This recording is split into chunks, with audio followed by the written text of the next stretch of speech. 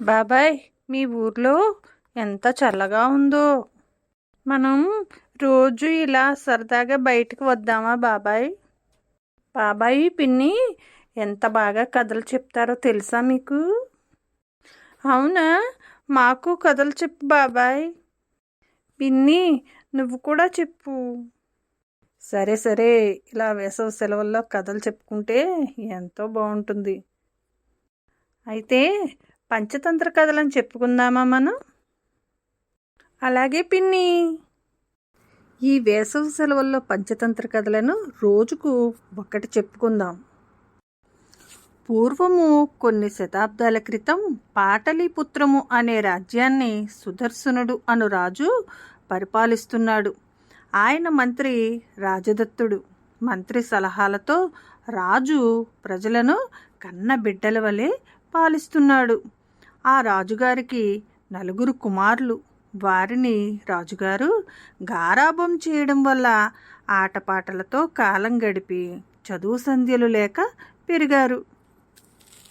అయ్యో, చదువు లేకపోతే ఎలా? వినండి మరి.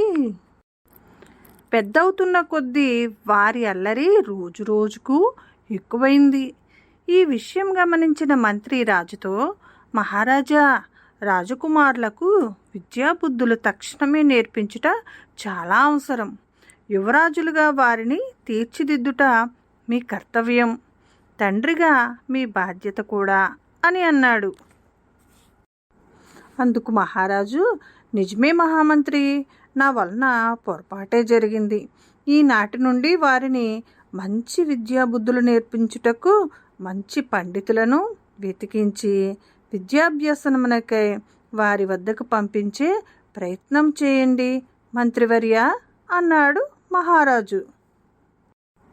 చిత్తం మహారాజా అని మంచి గురువును వెతుకుటకు కొంతమంది రాజభటులను పంపాడు.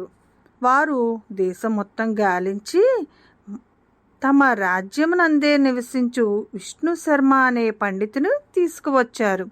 రాజుగారు విష్ణు శర్మను సాదరంగా ఆహ్వానించి తమ కుమారుల విషయం తెలియజేసి, మా కుమారులకు మంచి విద్యాబుద్ధులతో పాటు వినయ విధేయతలు, సభ్యత, సంస్కారం, క్రమశిక్షణలు నేర్పి ఉత్తమ రాకుమారులుగా వారిని తీర్చిదిద్దండి అని చెప్పాడు.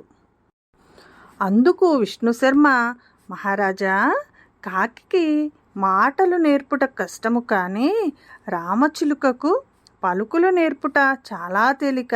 మీరు విచారం మాని మీ కుమారులను నాకు అప్పగించండి. వారికి సకల శాస్త్రాలు నేర్పించి మంచి రాజనీతిజ్ఞులుగా, ఉత్తమ పౌరులుగా నా సాయశక్తులా కృషి చేసి గొప్పవారిగా తీర్చిదిద్ది మీ ముందుంచుతాను అన్నాడు విష్ణు శర్మ. ఆ మాటలకు రాజుగారు సంతోషించి తన కుమారులను విష్ణు శర్మకు అప్పగించి వారి పోషణకు కొంత ధనం ఇచ్చి సాగనంపాడు. రాకుమారులతో విష్ణు శర్మ తన నివాసమునకు చేరుకున్నాడు. ఒక మంచి రోజు నిర్ణయించి విద్యాభ్యాసము ప్రారంభించారు. రాకుమారులకు అక్షరాలతో పాటు వారికి మంచి వినోదము, విజ్ఞానము కలిగించే మంచి నీతి కథలను చెప్పడం ప్రారంభించాడు. అబ్బా, నీతి కథలా? నాకు భలే ఇష్టం పిన్ని. ఒకరోజు విష్ణు శర్మ రాకుమారులతో, మీకు ఈరోజు మంచి విజ్ఞానము, వినోదము కలిగించే మంచి కథలను కూడా చెప్తాను, శ్రద్ధగా వినండి. ముందుగా మీకు మిత్రలాభం అనే కథను చెప్తాను. ఈ కథ వలన మంచివారితో స్నేహం ఎంత మేలు చేస్తుందో తెలియజేసి మన బుద్ధిని వికసింపచేస్తుంది. మంచివారి మైత్రి వల్ల మనకు గౌరవం చేకూరి సర్వశుభాలు కలుగుతాయి. ముఖ్యంగా ఒక విషయాన్ని గుర్తుపెట్టుకోండి, సామాన్యుడు కానీ రాజ్యాధికారి కానీ తన జీవిత కాలంలో మంచి మిత్రులను సంపాదించుకోవాలి. ఆపదలో ఆదుకున్నవాడే నిజమైన స్నేహితుడు. పూర్వం ఒక అడవిలో కాకి, ఎలుక, తాబేలు, లేడి ఎంతో స్నేహంగా ఉండి ఒకరికొకరు సహకరిస్తూ ఎంతో లాభం పొందాయి. నేను మీకు ఇప్పుడు ఆ నలుగురు ప్రాణమిత్రుల కథ చెప్తాను, జాగ్రత్తగా వినండి అని కథ ప్రారంభించాడు విష్ణు శర్మ. ముందుగా మిత్రలాభంలో పావురాలు వేటగాడు కథ. అనగనగా ఒక అడవి. ఆ అడవిలో ఒక పెద్ద మర్రి చెట్టు. ఆ చెట్టు మీద ఎన్నో పక్షులు నివసిస్తున్నాయి.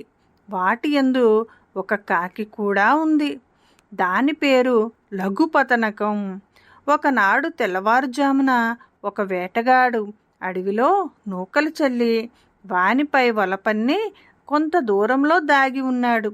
తెల్లవారుచుండగా కొన్ని పావురములు ఆకాశ మార్గాన్ని ఎగురుచూ భూమిపై నూకలు చూశాయి. వెంటనే క్రిందికి దిగి తిందామని ఆశపడగా పావురముల రాజు చిత్రగ్రీవుడు, వద్దు, తొందరపడవద్దు, మనుషులే లేని ఈ అడవిలోనికి నూకలు ఎలా వచ్చినవి? ఇందులో ఏదో మోసం ఉంది కనుక మనము ఈ నూకలకు ఆశపడరాదు. పూర్వము ఒక బాటసారి బంగారు కంకణమునకు ఆశపడి పులినోట పడి మరణించాడు. మీకు ఆ కథ చెప్తాను వినండి అని చెప్పసాగాడు చిత్రగ్రీవుడు. చిత్రగ్రీవుడు అంటే పావురముల రాజు, అంటే పావురమా పిన్ని? అవును. మనకిప్పుడు పావురం కథ చెప్తుందా? అవునరా. చక్కగా అడవిలో జంతువులన్నీ మాట్లాడుకుంటాయా బాబాయ్? కథలు కూడా చెప్పుకుంటాయా బాబాయ్? అదేం కాదర్రా, విష్ణు శర్మ రాజుగారి కుమారులకు ఆసక్తి కలగాలని ఇలా అడవిలో ఉన్నటువంటి జంతువులతో మాట్లాడిస్తూ మనకు ఈ పంచతంత్రం కథలను రచించారన్నమాట. ఓహో, అలాగా. వినండి, ఇది పులి బాటసారి కథ. ఒక చెరువుగట్టున ఉన్న పెద్ద పొదలో ఒక ముసలి పులి నివసిస్తున్నది. అది ఆ దారిలో పోవుచున్న బాటసారినొకరిని చూసి, ఓ బాటసారి, ఇదిగో నా వద్ద ఒక బంగారు కడియం ఉన్నది. దీనిని ఏ పుణ్యాత్మునికైనా దానము చేయవలనని ఎంతకాలము నుండో ఎదురు చూచుచున్నాను. అదృష్టవశమున ఈరోజు నీవు కనబడినావు. నా యందు దయతలచి ఈ చెరువులో శుద్ధిగా స్నానం చేసి వచ్చి ఈ బంగారు కంకణమును తీసుకో అని తన వద్దనున్న బంగారు కడియమును చూపినది. దగదగమని మెరుస్తున్న ఆ కడియమును చూడగానే బాటసారికి ఆశ కలిగినది. కానీ పులి వద్దకు పోతే అది తనను చంపుతుందేమోనని భయంతో వణికిపోచున్నాడు. ఒకవైపు బంగారము, మరొక వైపు భయము. అయినా ధైర్యం తెచ్చుకొని ఆ పులితో, పులిరాజా, నీవు క్రూర జంతువు. నిన్ను నమ్మి నేను నీ వద్దకు ఎలా రాగలను? బంగారు కడియము కొరకు ప్రాణము తీసుకునివారు ఉన్నారా అనగా, అప్పుడు పులి, నేను క్రూర జంతువునే, నీవు భయపడుట న్యాయమే. కానీ నేను వయస్సులో ఉన్నప్పుడు అనేక పాపములు చేశాను. ఎన్నో జంతువులను, ఎందరో మనుషులను పొట్టన పెట్టుకున్నాను. ఆ పాపము పోగొట్టుకొనుటకే ఈ కడియమును దానము చేయదలచాను. లేవసత్తువు లేని పండు ముసలిని, గోళ్ళు ముద్దుబారినవి, పండ్లు ఊడిపోయినవి, కళ్ళు కూడా సరిగా కనబడటం లేదు. మాంసభక్షణమే మానివేసి కాయకసరులతో కడుపు నింపుకొనుచున్నాను. కనుక ఎటువంటి అనుమానము పెట్టుకొనక స్నానం చేసి రమ్ము. రేపో మాపో చావనున్న నన్ను చూసి భయపడకు అని చెప్పినది.